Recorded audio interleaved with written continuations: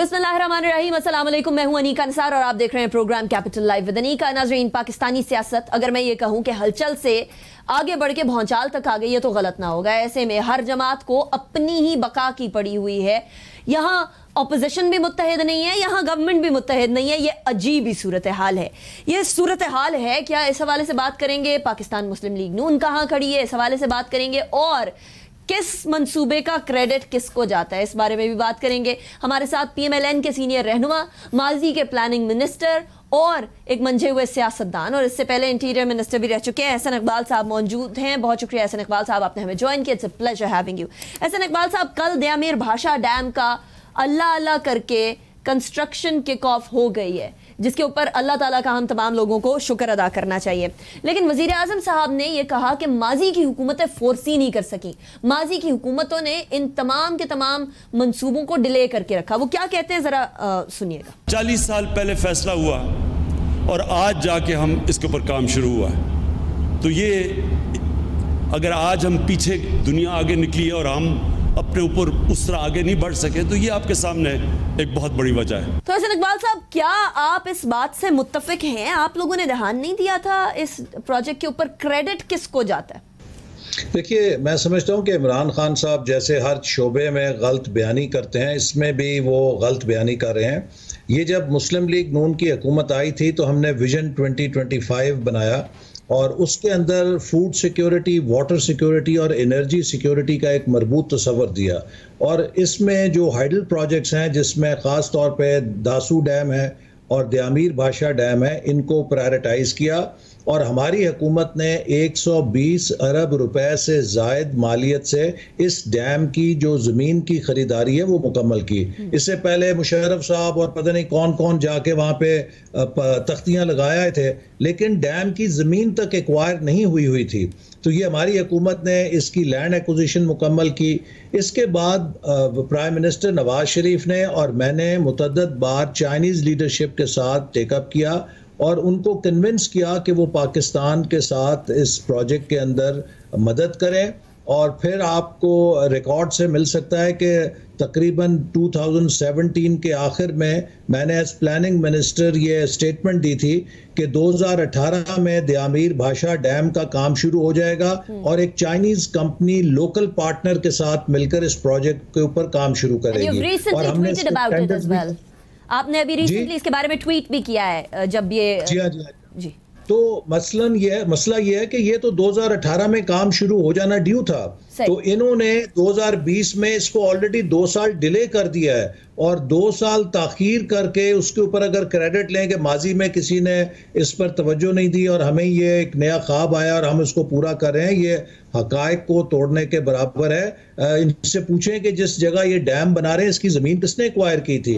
124 अरब रुपए हमने दिए थे और आखिरी साल जो हमारा था उसमें तकरीबन 24 अरब रुपए हम बजट के अंदर छोड़ कर गए थे ताकि इसको किक ऑफ किया जा सके। और पूरा साल ये उस पैसे को यूटिलाइज नहीं कर सके। और फिर इन्होंने, और वो चीफ जस्टिस जो थे एक साकिब निसार साहब, इतना बड़ा ड्रामा किया कौम से दयामीर भाषा के नाम के ऊपर और 10 अरब रुपए से कम पैसा इकट्ठा किया और उसमें भी 80% लोगों की तनख्वाहों से काट के पैसा इकट्ठा किया गया। तो लिहाजा ये तो उस पर ड्रामे करते रहे। और ये मंसूबा जो अब शुरू हो रहा है, हमें खुशी है कि देर आए दुरुस्त आए, बेटर लेट देन नेवर, लेकिन ये 2018 में शुरू हो जाना चाहिए था। इनकी नालायकी की वजह से 2 साल लेट हुआ है। राइट। अच्छा एहसन इकबाल साहब, आपने थोड़ी पहले फरमाया कि वहाँ मुशर्रफ साहब तख्ती लगा गए थे, जो दयामीर भाषा वाला डैम है। लेकिन तख्ती कल्चर हमारे यहाँ बहुत शदीद सरायत कर चुका है और चाहे वो माजी की हुकूमतें हों या अभी हाल की हुकूमत हो, यहाँ तख्ती लगाने को एक बहुत बड़ा अपने लिए ऑनर समझा जाता है। और यही बात PMLN के बारे में भी कही जाती रही कि वो भी तख्तियाँ लगाते रहे मुख्तलिफ प्रोजेक्ट्स के ऊपर। एहसन इकबाल साहब, जो नेशनल सिक्योरिटी के और नेशनल बका के, जो कौमी बका के मामलात हैं या प्रोजेक्ट्स हैं, इनके ऊपर क्रेडिट लेने वाला सिस्टम और क्रेडिट लेने वाला रवैया कब खत्म होगा? ये तख्ती कल्चर क्या पाकिस्तान से साइड पर हो भी सकेगा या नहीं? देखिए, ये तो एक खुद पॉलिटिकल मैच्योरिटी का मुजाहरा करना चाहिए। हमने तो जो मंसूबे शुरू किए हमने कभी उस पर इस तरह के क्रेडिट नहीं लिए। मुल्तान का एयरपोर्ट यूसुफ रज़ा गिलानी साहब के दौर में शुरू हुआ था, हमें वो अधूरा मिला, और जब हमने उसे मुकम्मल किया, नवाज शरीफ साहब वहाँ पर तशरीफ़ ले गए इनाग्रेशन के लिए, उन्होंने यूसुफ रज़ा गिलानी साहब को इज़्ज़त दी और एक्नॉलेज किया कि ये प्रोजेक्ट उनके दौर में शुरू हुआ था। तो लिहाजा अगर किसी ने किसी प्रोजेक्ट के लिए मेहनत की, अगर पाकिस्तान का एटमी प्रोग्राम है, नवाज शरीफ साहब ने अगर उसके एक्सप्लोजन्स किए, तो हम आज भी ये कहते हैं कि जुल्फ़िकार अली भुट्टो साहब ने उसका आगाज़ किया था और उन्हें इसका क्रेडिट जाता है, और बीच में जो लोग आए उन्होंने इसको जारी रखा। तो लिहाजा ये कह देना कि जी अब हमें ये ख्वाब आया, हम ही ये कर रहे हैं, इससे पहले किसी ने नहीं किया, ये हकायक के खिलाफ है। और मैंने पहले आपको कहा कि बेटर लेट देन नेवर, अच्छी बात है, ये मंसूबा पाकिस्तान के लिए बहुत वाइटल है, और इसीलिए हमने चाइना को कन्विंस किया कि वो इसमें हमारे साथ पार्टनर करे और हम इसे सीपैक फ्रेमवर्क के अंदर लेकर आए। बहुत उनके साथ एक गुफ्तो शनीद हुई, और मैं उनका शुक्रगुजार हूँ कि उन्होंने एक चाइनीज़ कंपनी को इसके अंदर शामिल किया, जिसकी मदद के साथ हम ये जो 3 गॉर्जेस की कंपनी है, इसको अब हम बरूए कार लाएंगे। सही है। अच्छा, लेकिन ऐसे इकबाल साहब, हुकूमत ये कहती है कि हम गुड गवर्नेंस करना चाहते हैं, लेकिन माफियाज इस कदर हैं, और ये माफियाज यकीनन माजी की हुकूमतों के साथ मिलकर करप्शन करते रहे हैं, इसीलिए हम लोगों को काम नहीं करने पड़े। आए रोज पाकिस्तान तहरीक इंसाफ की हुकूमत में स्कैंडल सामने आ रहे हैं। अद्वियात का स्कैंडल सामने आया, आटे का, चीनी का, पेट्रोल की कीमतों का, ये तमाम के तमाम बहरान हमारे सामने आए, और तमाम का ब्लेम माफिया पर जाता है। ऐसे इकबाल साहब क्या कहेंगे? देखिए, अब तो मैं समझता हूं कि लोगों की आंखें खुल गई हैं और लोगों को साफ नजर आ रहा है कि माफिया को फायदा कौन पहुंचा रहा है। आपने कभी पाकिस्तान की 72 साल की तारीख में ये सुना था कि गंदम की पैदावार मार्केट में आए और मार्केट में आटे का बहरान पैदा हो जाए? कभी आपने ये सुना था कि शुगर जिसकी 5 साल कीमत 50 रुपया हमारे दौर में मुस्तहकम रही, इनके आने के बाद यकायक वो 90 रुपए कैसे चली गई और अभी भी वो नीचे नहीं आ सकी? कौन जिम्मेदार है इसका? किसने 50 रुपए से 90 रुपए चीनी की कीमत बढ़ाई? जब हुकूमत से कहा गया कि उन लोगों को पकड़ें, और जब वो इल्ज़ाम और उसके अंदर मुलव्वस इनके अपने लोग निकले, तो इन्होंने उसको बिल्कुल ही रुख बदल दिया और कहा जी कि 1985 से सब्सिडी किस किस ने ली, हम उसका हिसाब करेंगे। सब्सिडी तो दुनिया के हर मुल्क में एग्रीकल्चर सेक्टर में दी जाती है। जब आपकी किसी जिन्स की फाजिल पैदावार हो और बैनुल अक़वामी मंडी में उसकी कीमत कम हो, तो आप उसके एक्सपोर्ट के लिए सब्सिडी देते हैं। अमेरिका भी देता है, यूरोप भी देता है। सवाल यह है कि अगर सब्सिडी दी तो क्या उससे कीमतों में कोई फ़र्क पड़ा? 5 साल तो 50-52 रुपए कीमत रही। आपने उस वक्त उसकी एक्सपोर्ट की इजाज़त दी जब मुल्क के अंदर चीनी की कमी थी। एक अंधे को भी पता था कि इस वक्त चीनी की एक्सपोर्ट करने से चीनी की कीमत बढ़ जाएगी, और फिर 40% डिवैल्यूएशन के ऊपर आपने उनको मजीद सब्सिडी दे दी। तो ये एक बहुत बड़ा डाका था जो 300 अरब रुपए का डाला गया, लेकिन आपने देखा जो उसके प्राइम किरदार थे, हुकूमत की छतरी के अंदर ही उनको रात के अंधेरे में पाकिस्तान से भगा दिया गया। तो ये वो सारी चीज़ें हैं, अब लोगों के सामने हैं। पेट्रोल की कीमत किस तरीके से शॉर्टेज पैदा की गई, और उसके बाद रातों रात 25 रुपए लीटर का इजाफा करके किसकी जेबों में अरबों डॉलर, अरबों रुपया एकदम रातों रात उनको फ़ायदा दिया गया। ये सब हुकूमत इसका जवाब दे। BRT का मंसूबा है, पाकिस्तान का सबसे बड़ा महंगा तरीन मंसूबा बन चुका है। उसके अंदर बहती गंगा है जिसमें पता नहीं किस किस ने नहाया है करप्शन के साथ। क्या उसके ऊपर कोई हिसाब मांग सकता है? अद्वियात हैं, 500 से 700 गुना कीमतों में इजाफा किया गया। उस वजीर को उस करप्शन के ऊपर वजारत से तो हटा दिया, लेकिन पार्टी का सेक्रेटरी जनरल लगा दिया। ये कौन सी गुड गवर्नेंस है? ये कौन सी ट्रांसपेरेंसी है? ये कौन से मिस्टर क्लीन है? असल बात यह है कि क्या इमरान खान साहब इस बात का जवाब दे सकते हैं कि वो मेरे जितना इनकम टैक्स देते हैं, उनकी आमदनी उतनी ही है जितनी मेरी है? मैं तो एक कनाल के किराए के घर में रहता हूँ, वो 300 कनाल के महल में कैसे अफोर्ड करते हैं? उन्होंने लाहौर में 2 ज़मान पार्क पे करोड़ों रुपए का नया घर कैसे तामीर किया है? कौन सी वो फाजिल आमदन है जो उनके इस इनकम टैक्स से बाहर है, जिसके साथ वो ये सब कुछ कर रहे हैं? तो ये एक लबादा है जो इन्होंने उड़ा हुआ है। फॉरेन फंडिंग केस है, क्यों नहीं उसका जवाब देते? कभी स्टे ले आते हैं, कभी कहते हैं कि इसकी कार्रवाई खुफिया रखी जाए। क्योंकि अगर उसकी कार्रवाई लोगों के सामने आए तो पता चलेगा 23 अकाउंट थे जो स्टेट बैंक ने पकड़े हैं, इनके बेनामी अकाउंट जो इलेक्शन कमीशन से छुपाए हुए थे, डिक्लेयर ही नहीं किए थे। तो लिहाजा ये वो सारी चीजें हैं जो अब लोगों को नजर आ रही हैं कि ये ईमानदारी का एक झांसा दे के लोगों को लूटते रहे।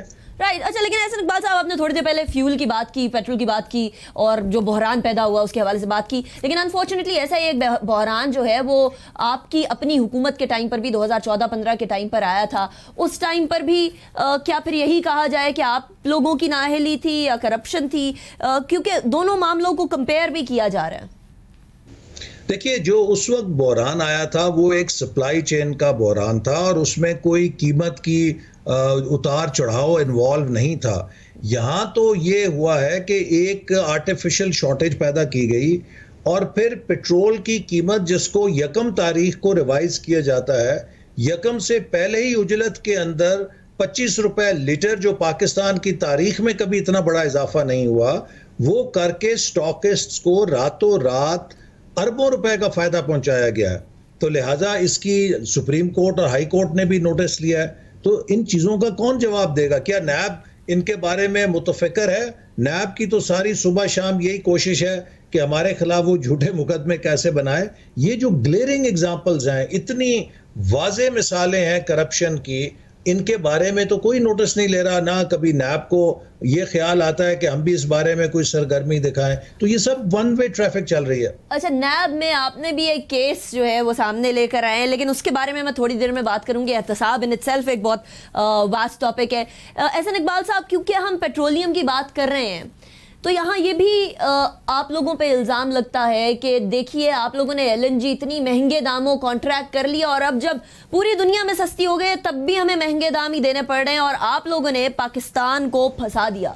इसका जवाब कैसे देंगे? देखिए, LNG की जो कीमत है वो पेट्रोलियम प्राइसेस के साथ टाइड होती है। और दूसरी बात यह है कि जो LNG के पावर प्लांट्स लगे हैं वो 65% एफिशिएंसी के ऊपर लगे हैं। वो पाकिस्तान के सबसे ज़्यादा एफिशिएंट एनर्जी प्लांट्स हैं। यहाँ पर एक फर्नेस ऑयल का माफिया है जो फर्नेस ऑयल की इंपोर्ट के ऊपर पैसा बनाता है और लो एफिशिएंसी पावर प्लांट्स को चलाना चाहता है। ये हुकूमत के अंदर वो लोग बैठे हैं जिनके फर्नेस ऑयल के अपने पावर प्लांट्स हैं। लिहाजा ये एक क्लीन एनर्जी और एक एफिशिएंट एनर्जी प्लांट्स को डिस्क्रेडिट करके अपने लिए फर्नेस ऑयल के प्लांट्स को चलाने के लिए, उसके एवज पैसा कमाने के लिए प्रोपेगेंडा करते हैं, जबकि इसकी कोई हकीकत नहीं है। राइट अच्छा, एहसन इकबाल साहब, मैं ब्रेक की तरफ जाऊंगी, उसके बाद फिर हम एहतसाब के प्रोसेस के बारे में और एहतसाब में आप क्या सवाल लेकर गए हैं उसके बारे में बात करेंगे, लेकिन एक ब्रेक के बाद।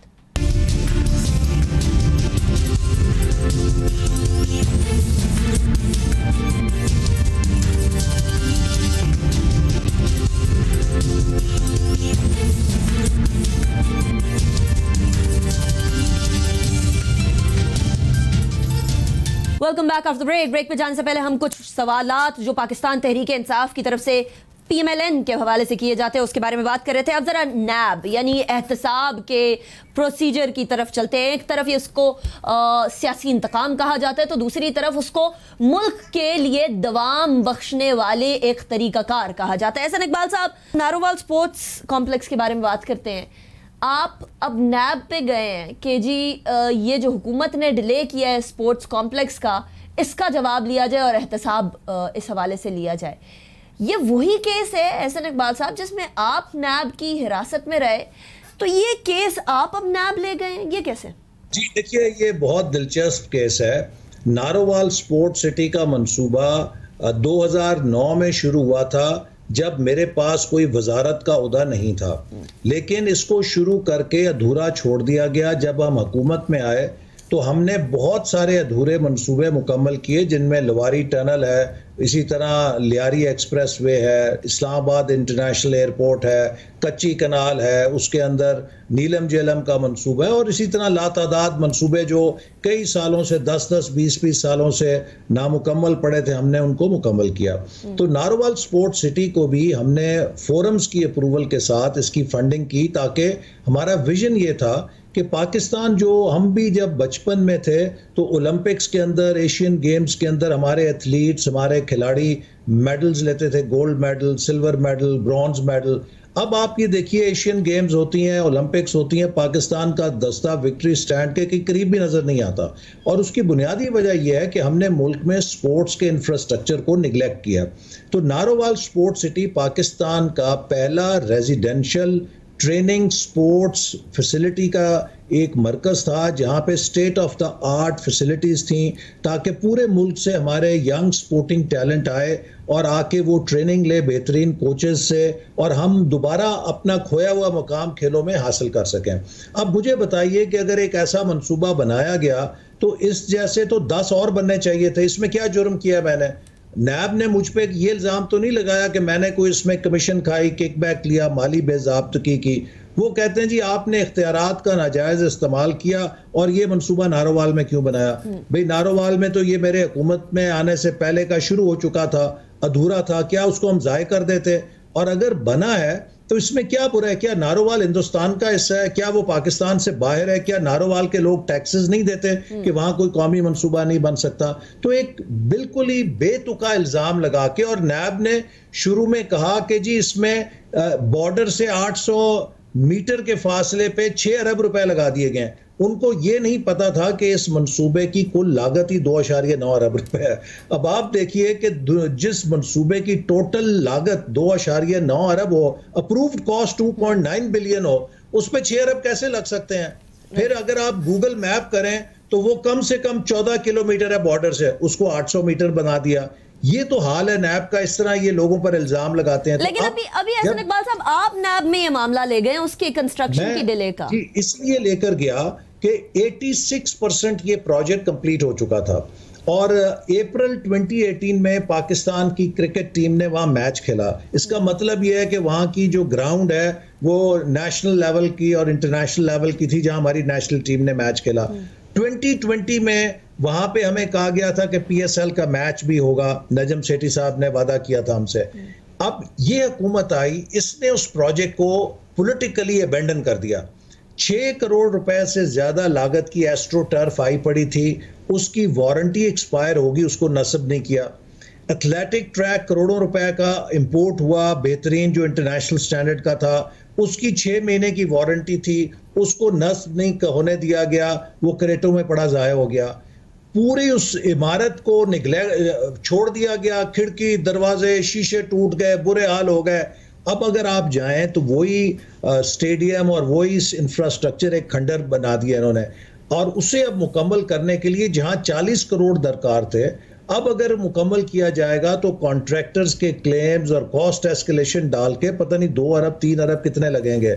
मुझे बताएं कि ये इजाफी पैसा कौन अदा करेगा? पाकिस्तान का टैक्स पेयर इमरान खान की जिद की कीमत क्यों अदा करे? तो मैंने नैब को यही कहा है कि अगर इस प्रोजेक्ट का नुकसान हुआ है, इस प्रोजेक्ट के अंदर अब इजाफी अरबों रुपए लगेंगे इसे मुकम्मल करने के लिए, तो इमरान खान साहब से ये रिकवरी की जाए, उनकी जाती पैसों से इस प्रोजेक्ट को पूरा मुकम्मल किया जाए। राइट। अच्छा, जरा आप एहतसाब की बात करते हैं, एहतसाब के प्रोसेस की इन इटसेल्फ बात करते हैं। एहसन इकबाल साहब, नेशनल अकाउंटेबिलिटी ब्यूरो, आप लोग फरमाते हैं कि ये सियासी इंतकाम कर रहा है, ये कहीं से एहतसाब नहीं हो रहा, क्योंकि एहतसाब अक्रॉस द बोर्ड होता है। लेकिन मसला वहां आता है जब एहतसाब के इस वाले वर्जन के शुरू करने का इल्ज़ाम पाकिस्तान मुस्लिम लीग नून पे लगता है। वो सैफुर रहमान साहब वाले ज़माने में जहां उनको एहतसाब ब्यूरो का सरबराह लगा दिया जाता है, और उसके बाद फिर इल्ज़ामात शुरू होते हैं कि ये जो एहतसाब ब्यूरो है ये सियासी इंतकाम के लिए इस्तेमाल किया जा रहा है। तो शिकवा लोग ये भी करते हैं कि अपनी बारी में वो करके दूसरों से इस बात का शिकवा कैसे किया जा सकता है? देखिए ना, जो एहतसाब ब्यूरो का अगर आप कानून देखें और ये नैब जो इसकी शक्ल है, इसमें बहुत फ़र्क है। और उस वक्त लोगों के जो फंडामेंटल राइट्स हैं वो यूज़र्प नहीं होते थे, और वो अपने मामलात को अदालतों में लेके जा सकते थे। अब ये है कि जो जनरल मुशर्रफ ने नैब का कानून बनाया उसके तहत आप किसी को पकड़ लें 90 दिन के लिए रिमांड नैब ले सकता है और आपको ज़मानत नहीं मिलती। और इसके तहत बहुत सारे सियासी मुखालफीन को अंदर किया गया, बहुत सारे मीडिया के लोगों को अंदर किया गया। ये सारी जो मुल्क के अंदर एक ऑपोजिशन है उसको दबाने का जरिया बन गया हुआ है। और हुकूमत अगर इस तरह चलेगी तो इससे हमारा नुकसान नहीं कर रही। देखिए, अब मैं अपने केस की मिसाल देता हूँ। मेरे के एक झूठे केस के अंदर कम अज़ कम 30-40 अफसरों को बुला के डराया धमकाया गया है कि आप उनके खिलाफ कोई वादा माफ गवाह बन जाएं, कोई झूठी स्टेटमेंट दें कि उन्होंने हम पे दबाव डाला, उन्होंने हमसे नाजायज़ कराई, ताकि हम उनके खिलाफ केस बना सकें। अब एक सरकारी अफसर जब नैब की 2-3 घंटे की इंटेरोगेशन भुगत के आता है झूठी, तो वो कानों को हाथ लगाता है कि मेरे फरिश्तों की भी तौबा, आइंदा मैंने किसी प्रोजेक्ट की फाइल के करीब से होकर नहीं गुजरना। अब इस वक्त अमलन जो सूरत हाल है वो ये है कि हुकूमत के इस इंतकामी एजेंडे की वजह से पूरे पाकिस्तान का जो इंतज़ामी ढांचा है वो मफलूज हो चुका है। किसी जगह कोई अफसर 1 रुपए के फैसले पे दस्तखत करने के लिए तैयार नहीं है। फाइलें घूम रही हैं, कमेटियां बन जाती हैं, कमेटी दर कमेटी बन जाती है और मुल्क एक पैरालिसिस के अंदर है, इंतजामी फैसले हो नहीं रहे। अब इस तरह तो मुल्क नहीं चलते। जब आप ऐसी खौफ की फ़ज़ा पैदा कर देंगे, लोगों को हरासा करेंगे, सरकारी अफसर जिन्होंने अच्छे प्रोजेक्ट्स पे काम किया है उनको आप नैब में बुला बुला के धमकाएंगे। रोज़ाना अभी मैं यही देखता हूं कि वो अफसरान कि जो बड़े बड़े प्रोजेक्ट्स के साथ मुलव्वस थे उनको बिला वजह हमें सिर्फ फ्रेम करने के लिए हैरस किया जाता है। तो अब आप मुझे ये बताएं कि कौन इस मुल्क के अंदर काम करेगा? साहब, अभी आपने एक लफ्ज़ इस्तेमाल किया मुलव्वस, उसके बाद उन अफसरों के लिए बड़ा मसला हो सकता है। वैसे अगले सवाल की तरफ बढ़ते हैं कि चलिए ठीक है, एहतसाब ब्यूरो मैंने ये कहा ना कि उन अफसरों को मुलव्वस करने के लिए उनको दबाया जाता है, उनको हरासा किया जाता है। Point noted. अच्छा, एहसन इकबाल साहब, नेशनल अकाउंटेबिलिटी ब्यूरो, एहतसाब ब्यूरो का माना कि जो रूल्स थे, जो कवानीन थे वो तब्दील थे, लेकिन नेशनल अकाउंटेबिलिटी ब्यूरो के कवानीन तब्दील करने का आप लोगों के पास मौका था। आपकी अपनी हुकूमत रही, पाकिस्तान पीपल्स पार्टी की हुकूमत रही, वो तब्दील करना चाहते थे इस कानून को, लेकिन आप लोगों ने साथ नहीं दिया। तो फिर आप ये शिकवा कर सकते हैं कि नेशनल अकाउंटेबिलिटी ब्यूरो के कवानीन ही काले कवानीन है, जबकि आपके पास मौका था इन काले कवानीन को सफेद में तब्दील करने का। आई एम ग्लैड कि आपने ये सवाल किया, चूंकि बहुत सारे लोग ये सवाल पूछते हैं कि आज आप नैब पे तनकीद करते हैं, लेकिन जब आपकी हुकूमत थी आपने इसको क्यों नहीं तब्दील किया? देखिए, जब हमारी हुकूमत थी तो हमारे पास स्प्लिट मैंडेट था। हमारे पास कौमी असम्बली के अंदर तो अक्सरियत थी, लेकिन सेनेट में हमारे पास कोई भी बिल पास कराने की अक्सरियत नहीं थी। हम वहाँ पर अपोजिशन के मोहताज थे कि जब तक अपोजिशन हमें सपोर्ट ना करे हम कोई लेजिस्लेशन नहीं कर सकते थे। और दूसरी बात यह है कि जो एहतसाब का कानून है उस पर अगर मुस्लिम लीग नून और पीपल्स पार्टी मिलकर कोई तरमीम कर भी लेते तो पीटीआई ने कहना था कि ये शायद अपनी करप्शन छुपाने के लिए एहतसाब के अमल को कमज़ोर करना चाहते हैं। जब तक एहतसाब के मामले पे कंसेंसस लेजिस्लेशन ना हो वो मौसर नहीं हो सकती, वो मुतनाज़ा रहेगी। तो हमने बड़ी कोशिश की कि सबको इकट्ठा किया जाए और एक कंसेंसस बनाया जाए, चूँकि हमारे पास तो नंबर्स नहीं थे, लेकिन बदकिस्मती से बिलखसूस पीटीआई ने उसके अंदर ताउन नहीं किया और वो जो लेजिस्लेशन है वो रह गई। अब भी हमने पीटीआई को अपनी तजावीज़ दी हैं और यही कहा है कि हम अपने लिए कोई सहूलत नहीं मांगते, हम सिर्फ ये चाहते हैं कि इसको पाकिस्तानी कानून के साथ हम आहंग किया जाए। यानी कि अगर आप देखें कोई बंदा है वो 10 या 20 बंदों को मार देता है, कोई दहशतगर्दी करता है, उसका 14 दिन का रिमांड है। लेकिन आप किसी को नैब के अंदर झूठे केस में पकड़ लें, वो 90 दिन के लिए बुक हो जाता है, आप उसकी जमानत नहीं करा सकते। तो क्या नैब के कानून को पाकिस्तान के दूसरे कानून से हम पल्ला नहीं होना चाहिए कि लोगों के फंडामेंटल राइट्स जो हैं वो प्रोटेक्ट रहें? अगर किसी के साथ नाइंसाफ़ी हो रही है तो वो अदालत से इंसाफ ले सके। तो ये वजह है कि इमरान खान साहब समझते हैं कि ये काला कानून है, इसके ज़रिए मैं अपोजिशन को दबा सकता हूँ, लिहाजा अब ये रहना चाहिए। कोई बात नहीं, ये रखें, कल को वो खुद इसकी पकड़ में आ जाएंगे। राइट। अच्छा, आपने फरमाया कि ब्रॉडर कंसेंसस के बगैर ये कानून तब्दील नहीं हो सकता। आई 100% अग्री, क्योंकि अगली जमात उठ के कोई भी सवाल उठा सकती है, लेकिन पाकिस्तान तहरीक इंसाफ तो नैब के कवानीन को तब्दील करना चाहती रही। उसने तो हुकूमत में आने के बाद भी कहा कि हम नैब के कवानीन को तब्दील करेंगे। तो ये जो ब्रॉडर कंसेंसस है एहसन इकबाल साहब, सिर्फ हुकूमत नहीं, सिर्फ अपोजिशन नहीं, बल्कि मिलकर इन कवानीन को तब्दील करने में रखना क्या है आखिर? जी, रखना इसमें इमरान खान साहब हैं। देखिए, जो पीटीआई के अंदर समझदार लोग हैं जो इन नकाइस को समझते हैं, वो तो कोशिश कर रहे हैं कि इसको हम कानून से हम आहंग करें। लेकिन जैसे मैंने अभी आपको पहले कहा कि इमरान खान साहब ये समझते हैं कि इसके ज़रिए उनको एक ताकत मिलती है, एक काला कानून है जिसके ज़रिए वो किसी भी अपोजिशन के बंदे को या अपने मुखालिफ को पकड़ के जेल में डाल सकते हैं। तो वो ये इख्तियार छोड़ना नहीं चाहते, लिहाजा जब भी उनकी पार्टी के लोग उन तक ये तजावीज़ लेकर जाते हैं तो वो वीटो कर देते हैं। तो इसमें किसी किस्म की जो अगर रखना आप पूछना चाहती हैं कि क्यों है, तो वो इमरान खान साहब का एक अपना फैशिस्ट माइंड है कि जो चाहते हैं कि इस कानून के ज़रिए वो अपोजिशन को धमकाएं, वो अपने मुखालफिन को अंदर करें। और अभी आपने देखा कि असेंबली के अंदर उन्होंने तकरीर करते हुए खुद कहा कि जी ये सारा जो झगड़ा है ऑपोजिशन के और पीएमएलएन के 7-8 लोग हैं, अगर मैं इनको एनआरओ दे दूं तो सब चीज़ ठीक हो जाएगी।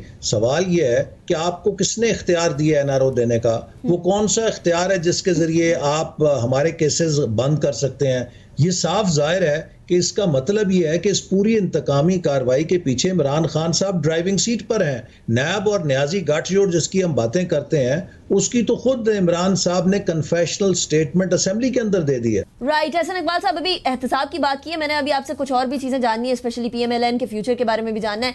मैं अभी ब्रेक की तरफ जाऊंगी, ब्रेक के बाद वापस आएंगे, उसके बाद फिर गुफ्तगू को कंटिन्यू करेंगे।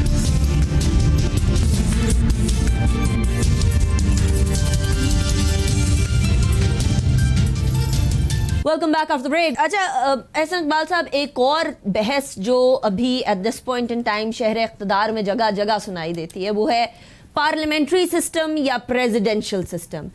लोग ये कहते हैं कि पार्लियामेंट को देख लिया हमने, 2 साल हो गए, कोई अवामी लेजिस्लेशन जो होनी चाहिए उसके ऊपर डिस्कशन होने की बजाय एक दूसरे के गिरबान खींचे जा रहे होते हैं। तो अब जो है पार्लियामेंट्री सिस्टम पाकिस्तान के अंदर नहीं चल सकता, प्रेसिडेंशियल सिस्टम ले आए।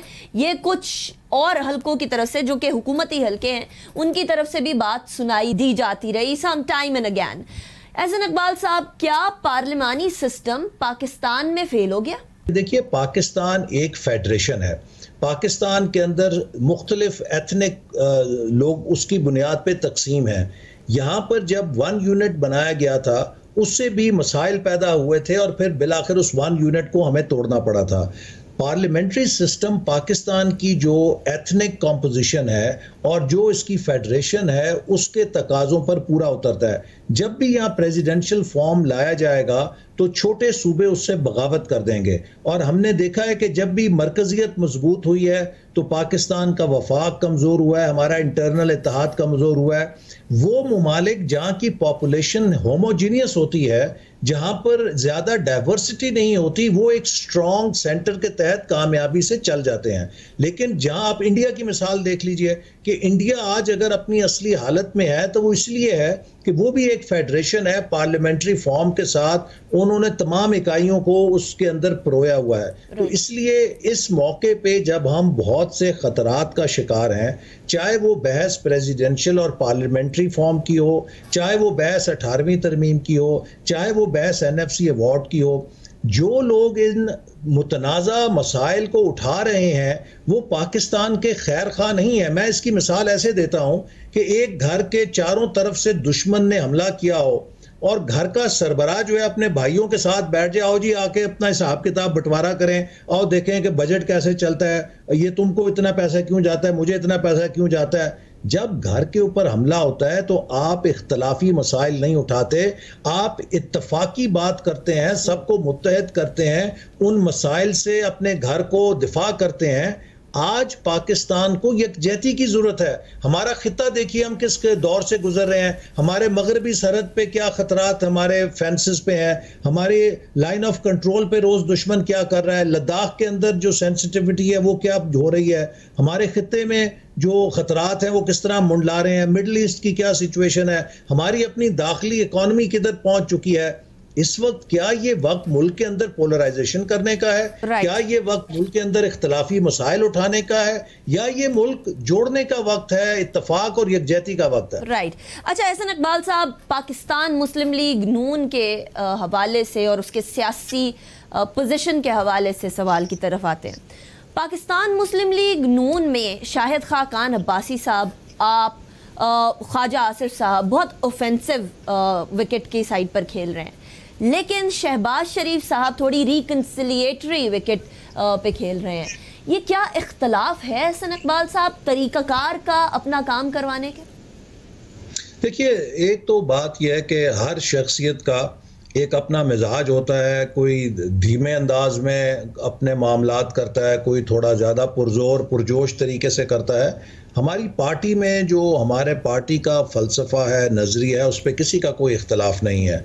और मैं समझता हूँ कि इस वक्त अब हालात ने साबित कर दिया है कि PMLN एक वाहिद ऑप्शन है जो पाकिस्तान की डेवलपमेंट को डिलीवर कर सकती है। देखिए, जब हम 2013 में आए थे कितनी मायूसी थी, 18 से 20 घंटे लोड शेडिंग होती थी, कोई दिन नहीं गुजरता था जब खुदकुश बम्बार फटता नहीं था और 10-20 हमारे धरती के सपूतों को खून नहीं कर लेके जाता था। कोई दिन ऐसा नहीं था कि जब हमारे मुल्क में जो मुआशी बदहाली है उससे लोग बेरोज़गार नहीं हो रहे थे। हमने टर्न अराउंड किया, हमने 67 सालों में 18,000 मेगावाट बिजली पैदा की और 4 सालों में 11,000 मेगावाट बिजली हमने लगा के दिखाई। हमने 4 सालों में $28.5 अरब के CPEC के मंसूबे ज़मीन पे खड़े करके दुनिया को दंग कर दिया। पूरी दुनिया हमारे पास आती थी कि हमें भी CPEC में शामिल होना है। हमने लॉ एंड ऑर्डर को रिस्टोर किया, कराची का अमन बहाल किया, बलूचिस्तान के अंदर हालात नॉर्मल किए, मुल्क के अंदर से दहशत गर्दी को ख़त्म किया। ये सब कुछ नवाज शरीफ साहब की लीडरशिप में जो एक टीम थी उसने डिलीवर किया। पंजाब के अंदर शहबाज शरीफ साहब ने जो परफॉर्म किया, पूरी दुनिया ने उस बात को एक्नॉलेज किया। मुझे आप बताइए कि इन्हें 2 साल हो गए हैं, चलिए 2 सालों में इन्होंने, बल्कि पौने 2 सालों में हमारे 5 सालों जितना कर्जा लिया है।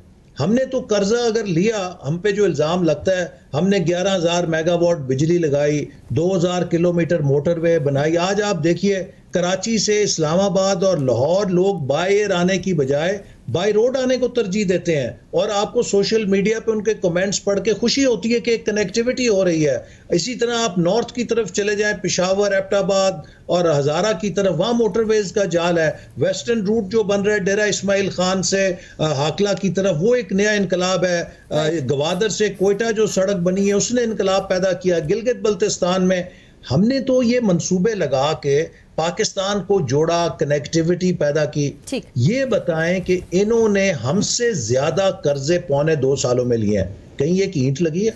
Right, interesting point. अच्छा एहसन इकबाल साहब, आखिरी सवाल इस शो का, जिस तरीके से मामलात आगे बढ़ रहे हैं, ऐसा लगता है कि कहीं ना कहीं ऑपोजिशन और हुकूमत आमने सामने आन खड़े होंगे। क्या ऑपोजिशन किसी भी इस तरह की सूरत हाल के लिए तैयार है? क्या ऑपोजिशन इस बात पे यकजा है कि तहरीक अदम एतमाद लाई जाए या और कोई तरीका इस्तेमाल किया जाए?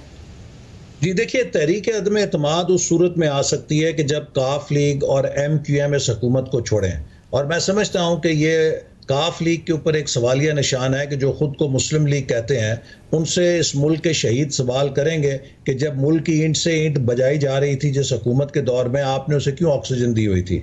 MQM से कराची का मिडिल क्लास नौजवान ये ज़रूर सवाल करेगा कि जब हमारा रोज़गार बंद हो रहा था, कराची को बिजली पानी नहीं मिल रही थी, आप उस हुकूमत के साथ किस पैकेज के तहत शामिल थे और उसको आपने क्यों दवाम दिया? तो नो कॉन्फिडेंस के लिए तो ज़रूरी है कि ये दोनों पार्टीज़ अपनी राहें उनसे जुदा करें। लेकिन जो मैं समझता हूँ कि हम जिस एक दलदल में धंस चुके हैं, यहाँ से अब किसी एक पार्टी, लीडर और इदारे के बस की बात नहीं है कि इस मुल्क को हम निकाल सकें।